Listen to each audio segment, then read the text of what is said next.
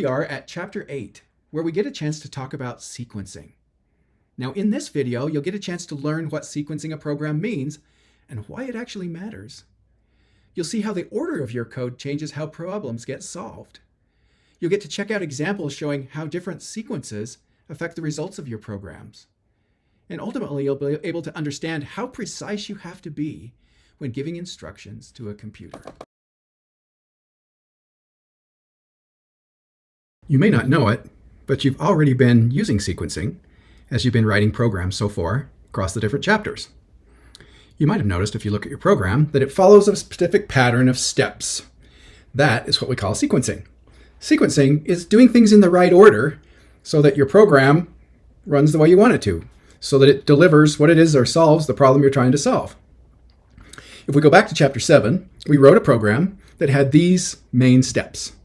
It output a message asking a user to enter their name, collected the name from the keyboard, added it to a variable, and then it output a message telling the user the name that they had typed. Really simple, right? This is a sequence, just like any other sequence. It's a pretty simple sequence. Certainly they get a whole lot more complex and longer, but it is a sequence nonetheless. So it's important when we think about sequences to understand how programs are executed. You see, a program runs line by line from top to bottom, one step at a time. Now, there are some exceptions to this, but they actually still follow the same pattern. A decision's something you'll learn in a couple chapters, it skips a couple of steps sometimes based on a decision it's making. A loop may go back up to the top again and come back down a few times, but it's still line by line by line, one step at a time. The other thing is, computers don't make guesses. They do exactly what we tell them to do. So we have to be super detailed about what we tell them. If you're using an app on your phone, the programmer who wrote that app had to think about every single step that had to be taken for it to do what it is it does. So let's start with a pretty simple example.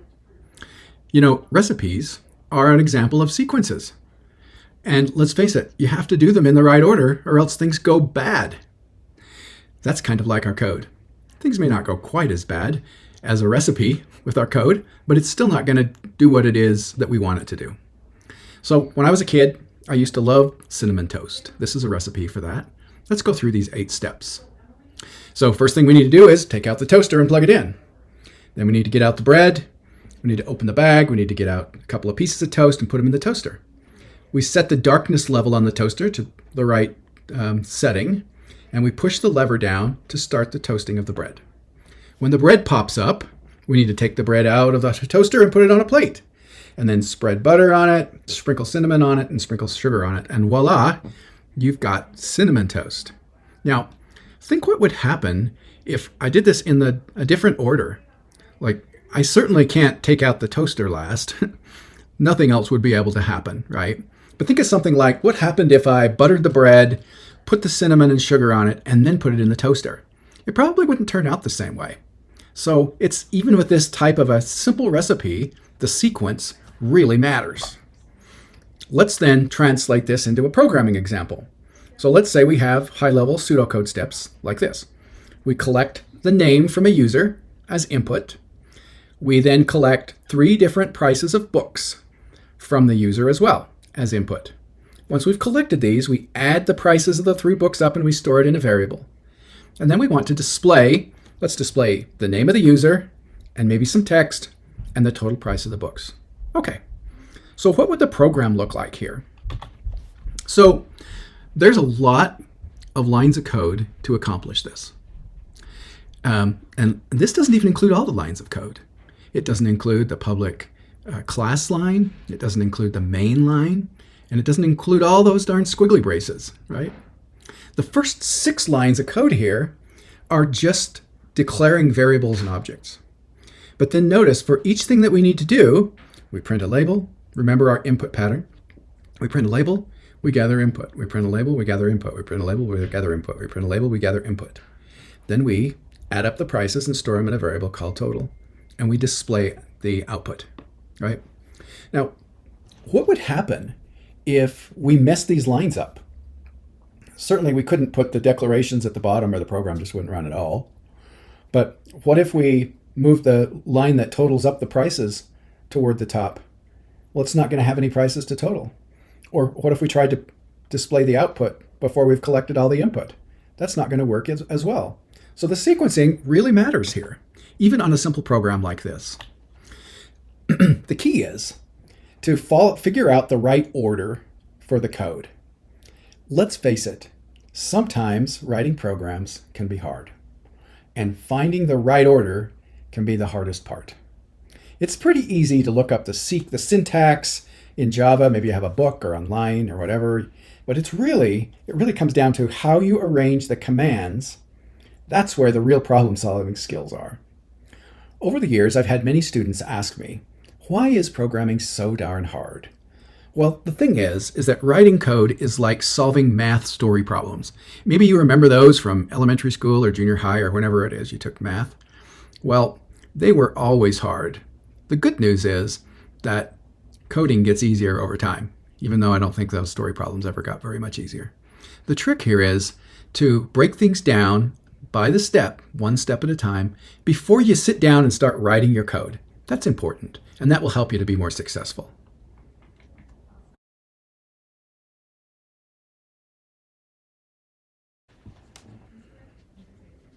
I hope that you enjoyed the learning section of this chapter, where we went through a bunch of different examples of sequencing a program to get the output or the results that we're looking for.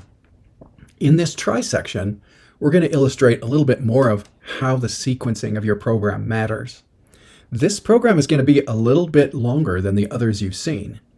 It's not going to really introduce much that's new, but it's going to really show you how we can put different things that we've already been working on together to retrieve the desired result. Now, we're going to start the same way we always do, starting with your project. Mine's called Stuff. Right-clicking on Source, going to New and Java class. This Java class we're going to call My Sequence Program. And we're going to hit Enter. Okay. Now, we're going to be using input. So like we did in the gathering input try section, we're going to come right up here and put an import statement, Java util scanner. If you didn't do that, if you haven't covered that section yet, that's okay. Just follow along and you'll learn as we go here. Okay, so we're going to start with our public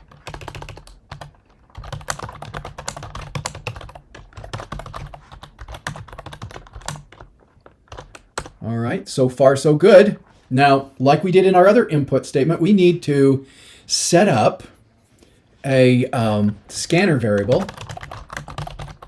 so that we can use it later. And again, if you didn't see this before, you're going, what the heck is this all about? We'll learn a lot more about it when we talk about classes and objects in a chapter later. We're going to use two different variables here in this program besides the scanner one. And one of them is a string. Again, uppercase with your S in string. We're going to call this name. And the other one is an int. Of course, an int is an integer. That's a number without any decimal point. And we're going to call this one age. Okay, now we're going to just hit a couple enters because now's where we're going to get into the real sequencing. So we've set stuff up. Now what we want to do is, following our input pattern, we're going to print a label. We're going to ask for input. Then once you've entered that input, because we're going to actually collect input for two different variables, we're going to print another label. We're going to ask for input. And then when all that's done, we're going to print out the output. All right, so let's get to that point. So when we do our labels, we're going to do a print without print line, just print. And we're going to call this what? Your name. What's your name? And then space. We want to have a space right here. And we're going to put a semicolon at the end of it. All right, that's good. Now let's do our input. Now, we have to do it just a little bit different than we did in the last one. It looks like in our input chapter, the only difference is we're going to use this method that's part of input. It's called next line.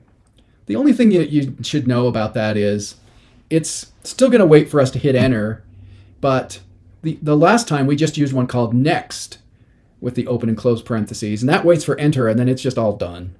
In this case, it's going to, we'll hit enter, and that'll be good, and then it'll still wait there because we're telling it basically that there might be another input. There might be another input to come. Okay. Now let's do another label.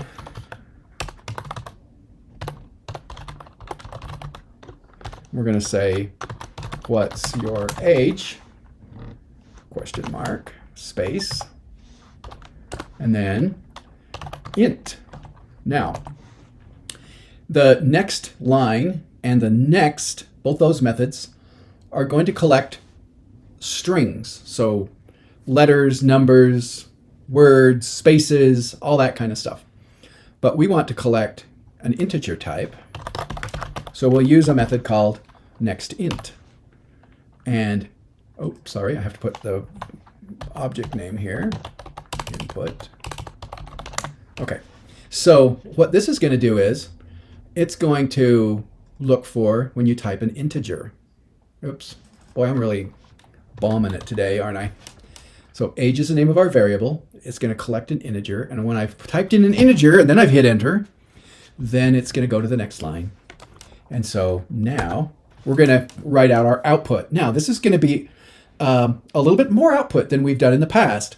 We've typically had either one output or we've concatenated two outputs, but in this case, we're going to concatenate 4 outputs because we've got 2 variables and we want to have a little text with them.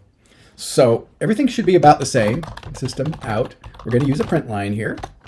We're going to say your name is, and a space, and a plus, name, that's the name of our variable.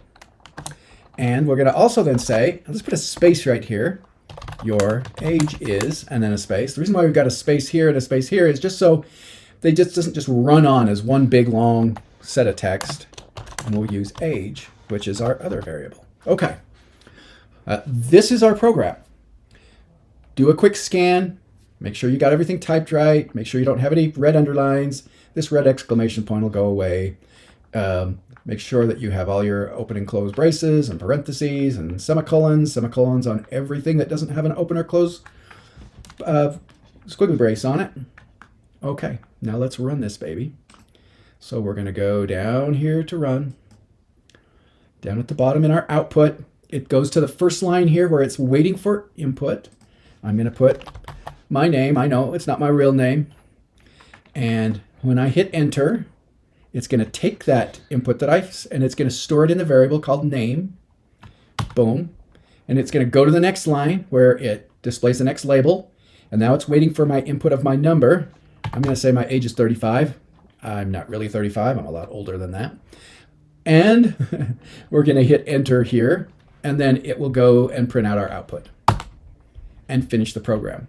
Your name is Bob. Your age is 35. So obviously the output will be different for you if you typed in a different name and a different age. If you got something else other than this, if you got an error or anything like that, go back to your program and look at it really carefully and make sure you got it right before you move on.